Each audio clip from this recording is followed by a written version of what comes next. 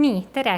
Minul on siis suur rõõm rääkida teile täna sellest, mis on õhulõhed ja mis nende uurimisest võib kasu tõusta. Alustaks sellest, et kui meil oli siin palju juttu sellest, miks meil siin planeedil on raske, siis tuleb tunnistada, et ka taim olla ei ole kerge. Et kui taimel on elu keeruline, siis tal ei ole mitte midagi muud teha, kui üritada hakkama saada selles kohas, kus tal on. Ta ei saa lihtsalt minema minna. Ta peab kohanema sellega, et muutuvad temperatuur, valgus, sademed ja iga nurga peal on keegi, kes tahab teda süüa. Ja mis need tunnused on, mis oleksid taimele sellises olukorras kasulikud, on see, kui ta oleks võimalikult stressitaluv, vastusena väga erinevatele stressidele, näiteks sellele, kui nagu meil sel aastal on väga pikk põud või kui ootamatult tuleb maha kuunorm vihma, et kuidas selle kõigega korraga hakkama saada. Ja eriti muutuva kliimatingimustes on oluline see, et see taim ei oleks mitte hea nagu ainult ühes kindlas tingimuses, näiteks ainult põuaga tingimustes, vaid et ta oleks paindlik ja suudaks reageerida ja olla võimalikult hästi saada hakkama igas keskkonnas. Ja selle juures tulevad mängu ka õhulõhed. Õhulõhedel on meeletult suur globaalne tähtsus. 80–90% kogu veest, mis maismaal aurub läbi taimede ja see kõik käib läbi õhulõhede. Samamoodi kogu süsihappegaas, mida taimed atmosfäärist neelavad, käib läbi õhulõhede. Et siin piltidel on illustratsioonina toodud need ruudukesed tähistavad süsihappegaasi taset. Nagu näha, siis talvel on atmosfääri süsihappegaasi sisaldus eriti kõrge, aga suve lõpuks on taimed sellest enamuse ära söönud. Ja kõik see süsihappegaas on läinud taimede sisse läbi õhulõhede, nii et ilmselgelt on nad olulised. Õhulõhed moodustuvad kahest sulgrakust ja nende vahele moodustuvast õhupilust.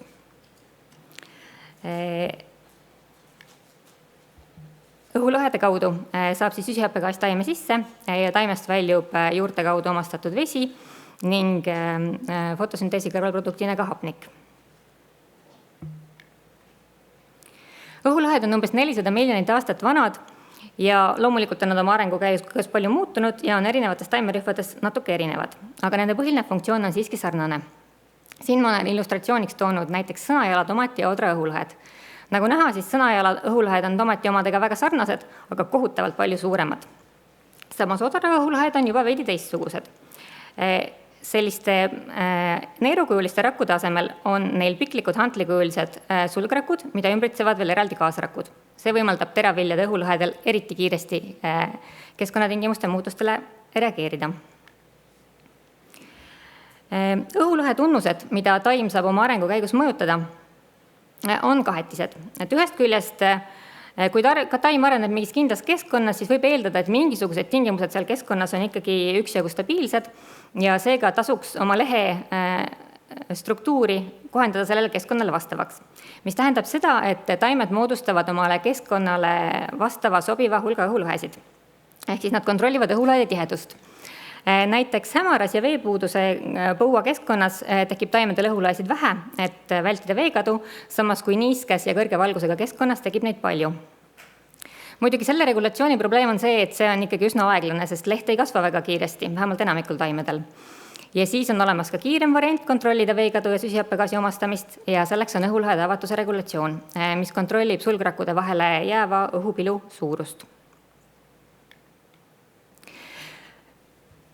Kuna õhulõhedel on võime mõjutada süsihappegaasi omastamist ja taime veekadu, siis on neil väga suur potentsiaal esiteks mõjutada muidugi taime ellujäämist, aga teiseks ka seda, et kui palju biomassi taim suudab toota.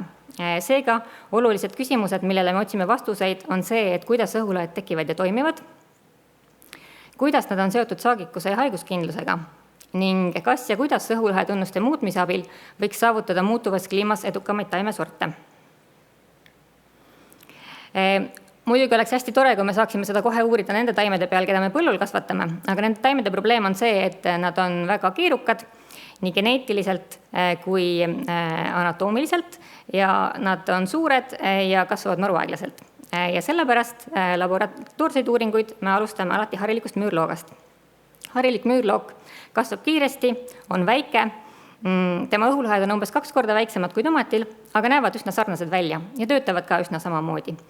Ja miks me oleme väga enesekindlalt seda mudelit uurides on see, et nii palju, kui me seni oleme müürlooga uurides õhulõhede kohta teada saanud, on selgunud, et need teadmised on olnud väga hästi ülekantavad ka põllumajanduslikult olulistele taimeliikidele. Aga need tähtsad rakud, kuidas nad siis tekivad? Lehe välimises kõhis on 3 tüüpi rakke. On olemas tavalised epidermirakud, siis on karvarakud ehk trihoomid ja siis on õhulõhed. Kuidas need õhulõhed siis tekivad? Vabandust. Palun väga vabandust.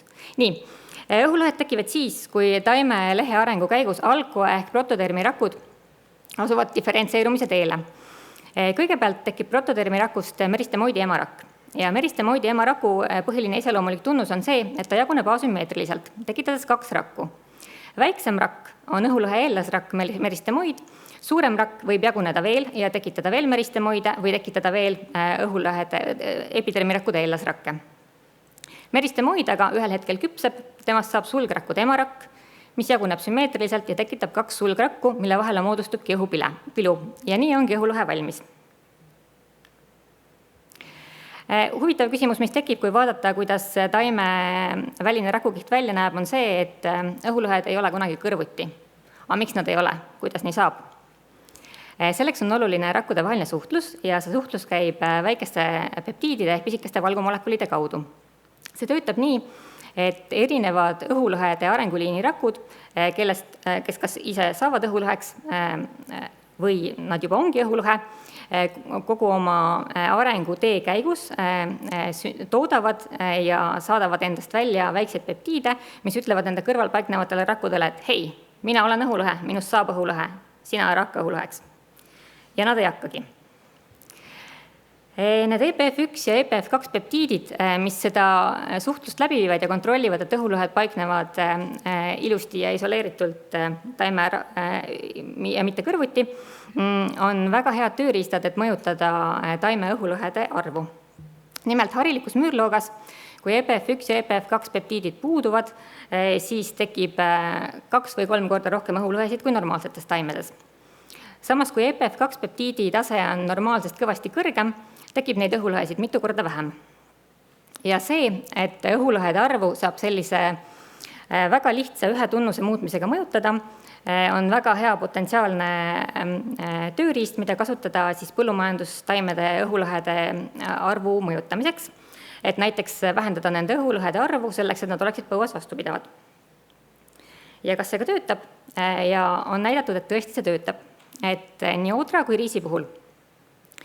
Kui odra või riisitaimedes on kõrge EPF1 peptiidi tase, siis need taimed on põuale vastupidavamad. Et samal ajal, kui umbes nädal aega põuda, no ütleme mitte normaaltingimustes põllu peal nädal aja põuaga ei juhtu nii halvasti, aga kui see oder või riis kasvab väikses potis, siis nädal aega põuda tähendab seda, et normaalne taim sureb ära, kuivab ära. Aga need taimed, kellel on vähem õhulõhesid, sellepärast et nad toodavad EPF1 valku rohkem kui tavaliselt, elavad selle põua ilusti üle ja pärast annavad veel saaki ka. Teine tunnus, mida taimed kontrollivad lisaks õhulõhede arvule, on õhulõhede avatus. Õhulõhede ava sõltub keskkonnatingimustest, nad avanevad valguse, madala süsihappegaasi ja kõrge õhuniiskuse toimel ning sulguvad pimedas, madalas õhuniiskuses ja ka põuatingimustes. Ja seda õhulõhede avanemist ja sulgumist kontrollivad keerukad signaalirajad, mida on palju uuritud ja selle tulemusena on meil praeguseks väga palju infot selle kohta, missugused signaaliradade mutandid on missuguse õhulõhede avatusega. Ja see jällegi on tunnus, mida on võimalik ära kasutada. Et kui meil on näiteks mutant, kelle õhulõhed on normaalsest rohkem lahti, siis tema eelis on see, et ta omastab paremini süsihappegaasi ja oludes, kus vesi ei ole piirav, võiks tema fotosüntees olla parem kui tavalisel taimel. Või siis oludes, kus taim kasvab kuivas, on eelis jälle sellistel mutantidel, kellel õhulõhede avatus on pidevalt väiksem. Ja selliseid mutante erinevaid on väga palju. Toon siin näiteks siis HT1 kinaasi mutandi, pole oluline, mida ta täpselt teeb, aga oluline on see, et sellel mutandil on pidevalt õhulõhed tavalisest rohkem kinni ja nad on võimelised veelgi sulguma põuas abstsiishappe toimel. Aga selle mutandi probleem on see, et kõike head korraga ei saa, sest et ta on väga hea põutalusega, sellepärast et õhulõhed on pidevalt rohkem kinni ja ta kaotab vähem vett. aga selle võrra pääseb temasse ka vähem süsihappegaasi ja eriti just kõrge valgusega tingimustes on tema fotosüntees oluliselt kehvem.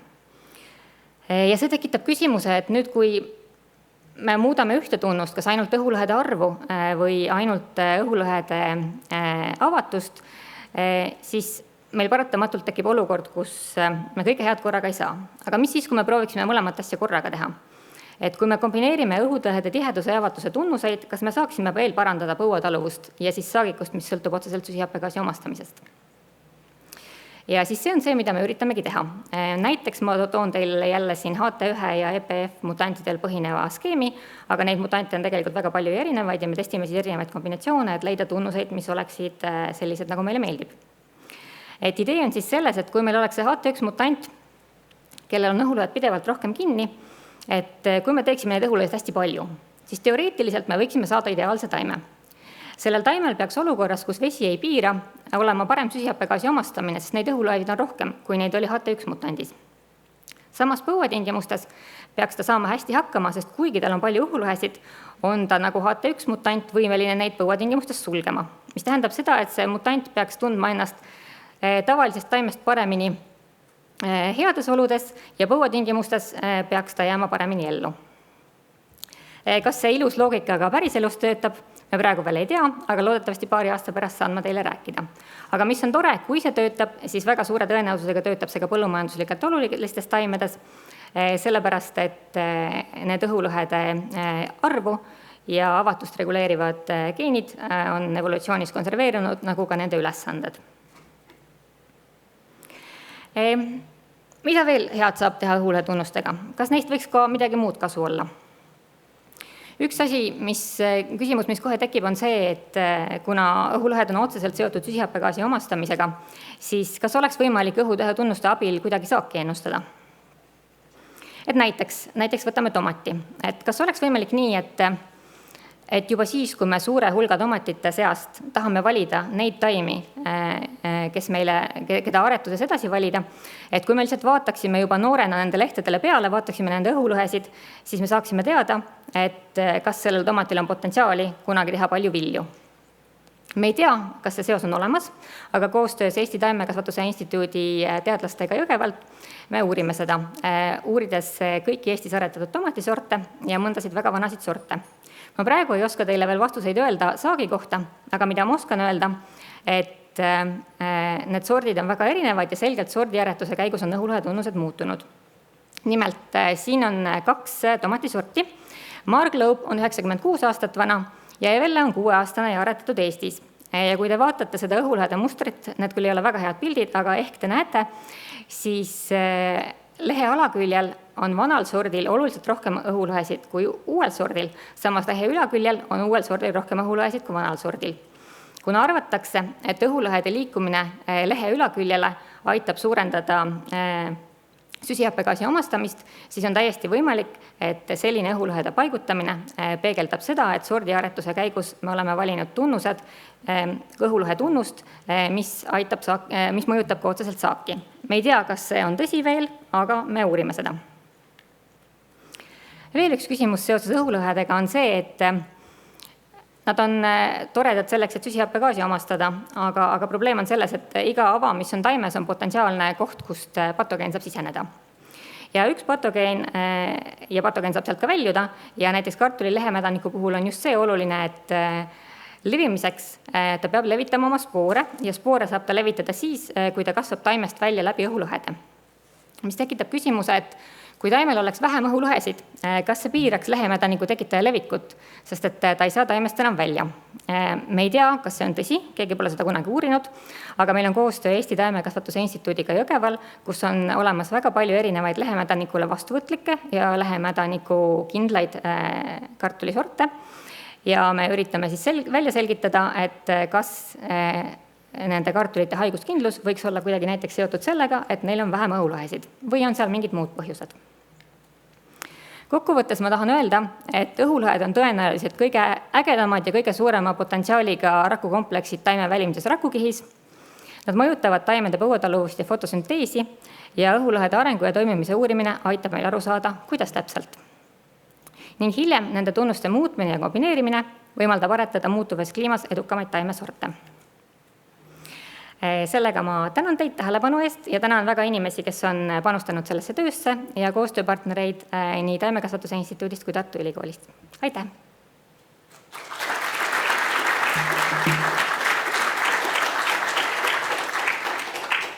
Aitüma! Kas kellelgi on küsimusi?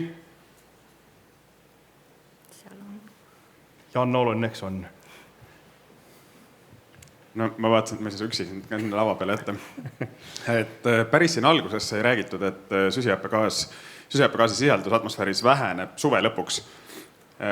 Mul tekkis sellega nagu suur siuke dilemma, et meil on poolkeradel vastasfaasis aastaajad, et miks see niimoodi on siis? See oli väga tugevalt praegu kallutatud põhjapoolkera suunas, kus ka toimub kõige suurem, kus ühesõnaga on taimestik kõige rohkem aastaajati varieerub, ehk siis seal on see efekt kõige suurem aastaajaline, kuna suvel taimestik kasvab ja talvel teda jälle ei ole. Seepärast on neil kõige suurem mõju. Nii et see ikka on poolkera spetsiifiline? Ütleme nii, et nagu atmosfäär on meil ühine, aga põhjapoolkera mõju on suur just sellele, kui palju süsihappegaasi kontsentratsioon muutub, jah. Okei, selge, aitäh! Mul oli sama küsimus, aga ma ise mõtlesin, et ma ei hakka seda küsima, et on ju ilmne, et põhjapoolkeral on maismaad palju rohkem kui lõunapoolkeral, aga sellist ilmselt asi ei olnud, nii kui me sai teada saime. No taim kasvab maismaal, nii et oli ka selles. Minul oli hoopis teine küsimus sulle. Või vabast, kas kellelgi on veel küsimusi? Enne kui ma omal nendele järgmistele küsimustele, et millal saaks siukse muru, mis suvel kollaseks ei läheks ja kasvaks hästi aeglaselt? Ütleme nii, et kohe, kui meil tekib võimalus näiteks CRISPR-meetodiga või geenmuundamise tehnoloogiaga kasvatatud toimi kasvatada ka vabas õhus, siis ma võin sulle öelda, et väga suure tõenäosusega, kui sa näiteks EPF1 või EPF2 geeni põhilises muruheinas üle ekspresseeriksid, see oleks olemas. Selge. Aitüma, ma loodan, et ma siis varsti saan.